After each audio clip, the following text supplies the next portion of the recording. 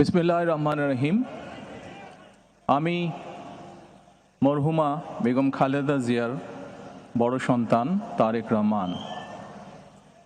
আমি আজকে এখানে উপস্থিত সকল ভাইয়েরা এবং বোনেরা যারা উপস্থিত আছেন,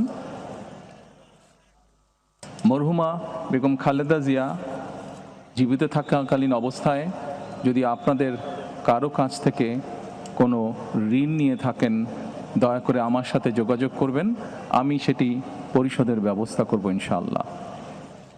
একই সাথে উনি জীবিত থাকাকালীন অবস্থায় ওনার কোনো ব্যবহারে, ওনার কোনো কথায় যদি কেউ আঘাত পেয়ে থাকেন, তাহলে মরহুমার পক্ষ থেকে আমি আপনাদের কাছে ক্ষমা প্রার্থী। দোয়া করবেন আল্লাহ তাআলা যাতে ওনাকে বেহেশত দান করেন। আসসালামু আলাইকুম।